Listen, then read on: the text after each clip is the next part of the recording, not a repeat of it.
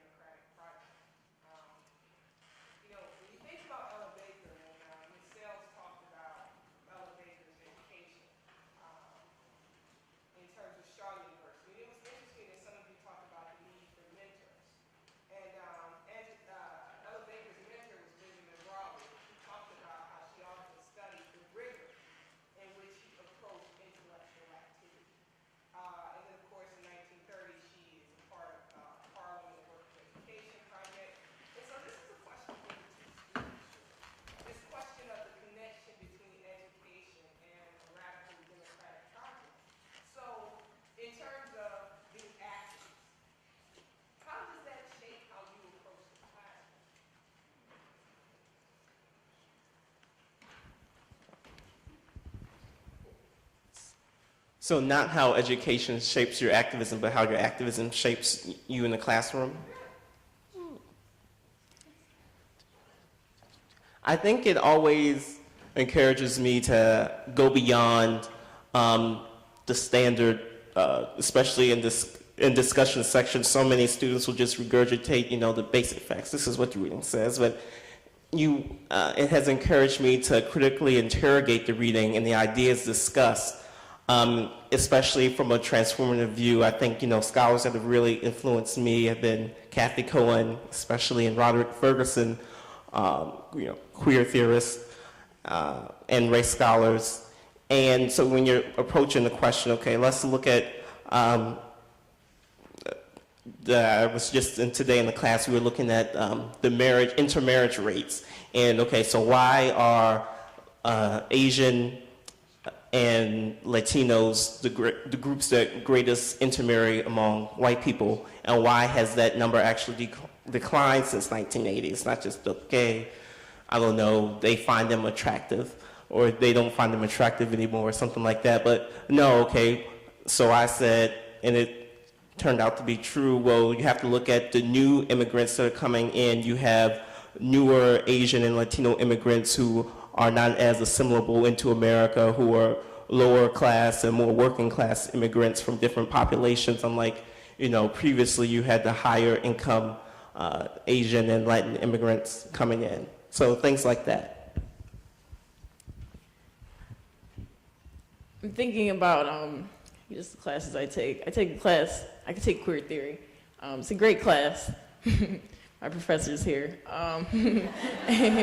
And we read an article by Richard Ford about race and just the intersectionality between just queer thought and race. And they talk about gay marriage. So, okay, in the reading, there's Richard Ford who said he's engaged, and his queer theory friend asks Richard Ford, "Oh my gosh, like you're getting married? Like, shouldn't you of all people, wouldn't you realize that that's just a kind of a heteronormative structure? Like, why would you want to feed into that?" So it kind of, when I was thinking about things I do outside of the classroom, reading that, I was thinking, oh, that is kind of like hypocritical, how you could, on one instance, like try to tear down like this patriarchy or heteronormativity, but at the same time try to, pitch yourself into that. So I'm just thinking of trying to connect the things that you learn in the classroom and things you do outside of the classroom is a process, because I think sometimes when you learn things in the classroom, sometimes it's put in like a sphere it's just supposed to be in a book, and I don't think sometimes professors give you, not professors, but I think the atmosphere of the classroom sometimes tries to keep it in the classroom, like it's a secret, like we're telling a whole bunch of secrets to each other, and when you try to tell those secrets outside of the classroom, you don't know what to do. But I think a part of pressing yourself in where you talk about the rigor of your educational experience is deciding whether you're going to keep those secrets to yourself or shout them from the mountaintops. So if that answers your question at all, I mean, does it? Yes, Erin?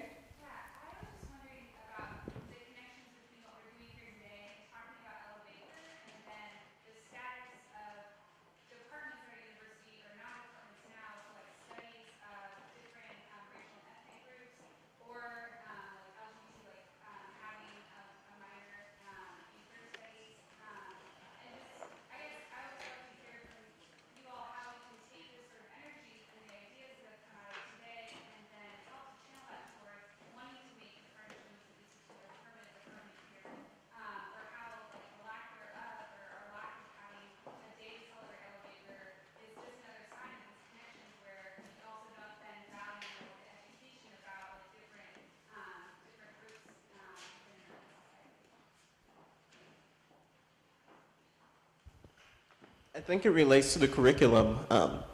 Students now who are in the College of Arts and Sciences, they can go through fulfilling 120 credits, and the curriculum doesn't even necessitate taking a class through the Carter G. Woodson Institute, or, you have a non-Western perspectives class, but, that can be fulfilled through a variety of means. And so if we want to, in relating how, the status, SWAG is, not a department, the Carter G. Woodson Institute, different programs, American Studies program, and that, I think, relates to what we value as a curriculum and how we may and should change that to reflect, our new priorities in the 21st century of recognizing, the diversity that we need in like the education and like global systems and diasporic knowledge, to maintain ourselves as, a good society and as an American, educated people who can then go on and then lead like global systems. And I hope that today, like, we could find a way to channel this energy and maybe, I don't know, organize around it somehow.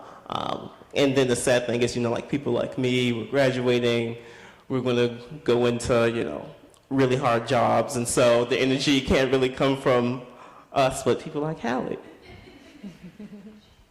I wanted just to add, first of all, I think that we do need to see departmental status. We do need the institutional support. At the same time, we need to look at the whole curriculum. If you're taking an introduction to American history or American politics, these issues are not something that just happen in one place. I mean, we really need to be thinking about this across our education. And finally, although professors are terrible at this, and I include myself in the group that's terrible at this, one of the things about Ella Baker that I think is so powerful was that she listened to students. And so that's the other piece of this. As a matter of our pedagogy, I think we need to learn to lecture less and listen more. Yes, over there.